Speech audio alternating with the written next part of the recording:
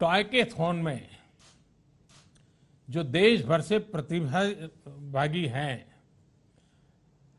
अन्य जो महानुभाव है और भी आज इस कार्यक्रम जो देख रहे हैं, देखिए हमारे यहाँ कहा जाता है साहसे खलु श्री ही वस्ती, यानी साहस में ही श्री रहती है, समृद्धि रहती है। इस चुनौतीपूर्ण समय में देश के पहले टॉयकेथॉन का आयोजन इसी भावना को मजबूत करता है। इस टॉयकेथॉन में हमारे बाल मित्रों से लेकर युवा साथियों, टीचर्स, स्टार्टअप्स और उद्यमियों ने भी बहुत उत्साह से हिस्सा लिया है। पहली बार ही 1,500 से ज्यादा टीमों का ग्रैंड फिनाले में शामिल होना, ये अपने आप में उज्जवल भविष्य के संकेत देता है। ये टॉयज और गेम्स के मामले में आत्मनिर्भर भारत अभियान को भी मजबूती देता है। इसमें कुछ साथियों के बहुत अच्छे आइडियाज भी उभर करके आगे आए हैं। अभी कुछ साथियों के साथ मुझे बातचीत करने का अवसर भी मिला। मैं इसके लिए फिर से एक बार बधाई देता हूं। साथियों, बीते 5-6 वर्षों में हैकाथॉन को देश की समस्याओं के समाधान का एक बड़ा प्लेटफॉर्म बनाया गया है। इसके पीछे की सोच है देश के सामर्थ्य को संगठित करना, उसे एक माध्यम देना। कोशिश ये है कि देश की चुनौतियां और समाधान से हमारे नौजवान का सीधा कनेक्ट हो। जब ये कनेक्ट मजबूत होता है तो हमारी युवा शक्ति की प्रतिभा भी सामने आती है और देश को बेहतर समाधान भी मिलते हैं। देश के पहले टॉयकेथॉन का मकसद भी यही है। मुझे याद है, मैंने खिलौनों और डिजिटल गेमिंग की दुनिया में आत्मनिर्भरता और लोकल सॉल्यूशंस के लिए युवा साथियों से अपील की थी। उसका एक पॉजिटिव रिस्पांस देश में देखने को मिल रहा है। हालांकि चंद लोगों को यह भी लगता है कि खिलौने ही तो हैं, इनको लेकर इतनी गंभीर चर्चा की क्या जरूरत है। असल में ये टॉयज, ये गेम्स हमारी मानसिक शक्ति, हमारी क्रिएटिविटी और हमारी अर्थव्यवस्था पर ऐसे अनेक पहलुओं को प्रभावित करते हैं। इसलिए इन विषयों की बात भी उतनी ही आवश्यक है। हम सब जानते हैं कि बच्चे की पहली पाठशाला अगर परिवार होता है तो पहली किताब और पहला दोस्त ये खिलौने ही होते हैं। समाज के साथ बच्चे का पहला संवाद इन्हीं खिलौनों के माध्यम से होता है। हमने देखा होगा, बच्चे घर में खिलौनों से बातें करते रहते हैं, उनको इंस्ट्रक्शन देते हैं, उससे कुछ काम करवाते हैं, क्योंकि उसी से उसके सामाजिक जीवन का एक प्रकार से शुरुआत होता है। इसी तरह ये टॉयज, ये बोर्ड गेम्स धीरे धीरे उसकी स्कूल लाइफ का भी एक अहम हिस्सा बन जाते हैं, सीखने और सिखाने का माध्यम बन जाते हैं। इसके अलावा खिलौनों से जुड़ा एक और बहुत बड़ा पक्ष है जिसे हर एक को जानने की जरूरत है। यह है टॉयज और गेमिंग की दुनिया की अर्थव्यवस्था, टॉयकोनॉमी। आज हम जब बात कर रहे हैं तो ग्लोबल टॉय मार्केट करीब करीब $100 बिलियन का है। इसमें भारत की हिस्सेदारी सिर्फ $1.5 बिलियन के आसपास ही है, सिर्फ 1.5 बिलियन। आज हम अपनी आवश्यकता के भी लगभग 80% खिलौने विदेशों से आयात करते हैं, यानी इन पर देश का करोड़ों रुपये बाहर जा रहा है। इस स्थिति को बदलना बहुत जरूरी है। और ये सिर्फ आंकड़ों की ही बात नहीं है, बल्कि ये सेक्टर देश के उस वर्ग तक, उस हिस्से तक विकास पहुंचाने में सामर्थ्य रखता है जहां इसकी अभी सबसे ज्यादा जरूरत है। खेल से जुड़ा जो हमारा कुटीर उद्योग है, जो हमारी कला है, जो हमारे कारीगर हैं, वो गांव, गरीब, दलित, आदिवासी समाज में बड़ी संख्या में है। हमारे ये साथी बहुत सीमित संसाधनों में हमारी परंपरा, हमारी संस्कृति को अपनी बेहतरीन कला से निखार कर अपने खिलौनों में ढालते रहे हैं। इसमें भी विशेष रूप से हमारी बहनें, हमारी बेटियां बहुत बड़ी भूमिका निभा रही हैं।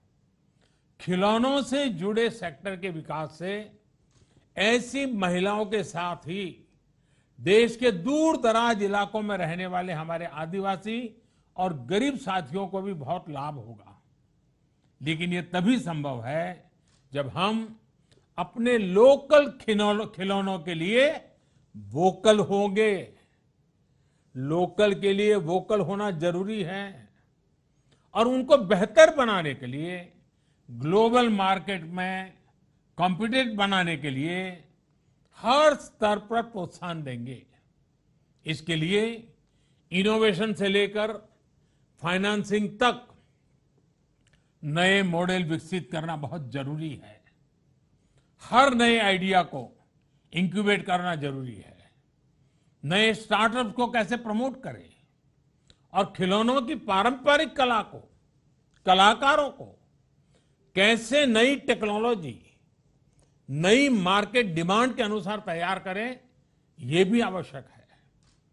टॉय कैथॉन जैसे आयोजनों के पीछे यही सोच है। साथियों, सस्ता डेटा और इंटरनेट में आई तेजी आज गांव-गांव तक देश को डिजिटली कनेक्ट कर रही है। ऐसे में फिजिकल खेल और खिलौनों के साथ साथ वर्चुअल, डिजिटल, ऑनलाइन गेमिंग में भी भारत की संभावनाएं और सामर्थ्य दोनों तेजी से बढ़ रहे हैं। लेकिन जितने भी ऑनलाइन या डिजिटल गेम्स आज मार्केट में उपलब्ध हैं, उनमें से अधिकतर का कंसेप्ट भारतीय नहीं है, हमारी सोच से मेल नहीं खाता है। आप भी जानते हैं कि इसमें अनेक गेम्स के कंसेप्ट या तो वायलेंस को प्रमोट करते हैं या फिर मेंटल स्ट्रेस का कारण बनाते हैं। इसलिए हमारा दायित्व है कि ऐसे वैकल्पिक कॉन्सेप्ट डिजाइन हो जिसमें भारत का मूल चिंतन, जो संपूर्ण मानव कल्याण से जुड़ा हुआ हो, वो हो, तकनीकी रूप में सुपीरियर हो, फन भी हो, फिटनेस भी हो, दोनों को बढ़ावा मिलता रहे। और मैं ये भी स्पष्ट देख रहा हूं कि डिजिटल गेमिंग के लिए जरूरी कंटेंट और कॉम्पिटेंस हमारे यहां भरपूर है। हम टॉय कैथॉन में भी हम भारत की इस ताकत को साफ देख सकते हैं। इसमें भी जो आइडिया सिलेक्ट हुए हैं, उनमें मैथ्स और केमिस्ट्री को आसान बनाने वाले कॉन्सेप्ट हैं और साथ ही वैल्यू बेस्ड सोसाइटी को मजबूत करने वाले आइडियाज भी हैं। अब जैसे ये जो आइक्रोगिटो गेमिंग का कंसेप्ट आपने दिया है, इसमें भारत की इसी ताकत का समावेश है। योग से वीआर और एआई टेक्नोलॉजी से जोड़कर एक नया गेमिंग सॉल्यूशन दुनिया को देना बहुत अच्छा प्रयास है। इसी तरह आयुर्वेद से जुड़ा बोर्ड गेम भी पुरातन और नूतन का अद्भुत संगम है। जैसा कि थोड़ी देर पहले बातचीत के दौरान नौजवानों ने बताया भी कि एक कॉम्पिटिटिव गेम दुनिया में योग को दूर सुदूर पहुंचाने में बहुत मदद कर सकता है। साथियों, भारत के वर्तमान सामर्थ्य को, भारत की कला संस्कृति को, भारत के समाज को आज दुनिया ज्यादा बेहतर तरीके से समझने के लिए बहुत उत्सुक है। लोग समझना चाहते हैं। इसमें हमारी टॉयज और गेमिंग इंडस्ट्री बहुत बड़ी भूमिका निभा सकती है। मेरा हर युवा इनोवेटर से, हर स्टार्टअप से ये आग्रह है कि एक बात का बहुत ध्यान रखें। आप पर दुनिया में भारत के विचार और भारत का सामर्थ्य दोनों की सही तस्वीर रखने की जिम्मेदारी भी है। एक भारत श्रेष्ठ भारत से लेकर वसुधैव कुटुंबकम की हमारी शाश्वत भावना को समृद्ध करने का दायित्व भी आप पर है।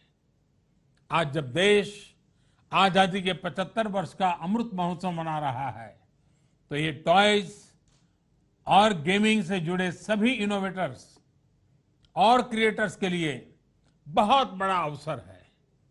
आजादी के आंदोलन से जुड़ी अनेक ऐसी दास्तान है जिनको सामने लाना जरूरी है। हमारे क्रांतिवीरों, हमारे सेनानियों के शौर्य की, लीडरशिप की कई घटनाओं को खिलौनों और गेम्स के कॉन्सेप्ट के रूप में तैयार किया जा सकता है। आप भारत के फोक को फ्यूचर के से कनेक्ट करने की वाली भी एक मजबूत कड़ी है। इसलिए ये जरूरी है कि हमारा फोकस ऐसे टॉयज, ऐसे गेम्स का निर्माण करने पर भी हो जो हमारी युवा पीढ़ी को भारतीयता के हर पहलू को इंटरेस्टिंग और इंटरेक्टिव तरीके से बताए। हमारे टॉयज और गेम्स इंगेज भी करें, एंटरटेन भी करें और एजुकेट भी करें। ये हमें सुनिश्चित करना है। आप जैसे युवा इनोवेटर्स और क्रिएटर्स से देश को बहुत उम्मीद है। मुझे पूरा विश्वास है कि आप अपने लक्ष्यों में जरूर सफल होंगे, अपने सपनों को जरूर साकार करेंगे। एक बार फिर इस टॉयकेथॉन के सफल आयोजन के लिए मैं बहुत बहुत बधाई देता हूं, बहुत बहुत शुभकामनाएं देता हूं। धन्यवाद।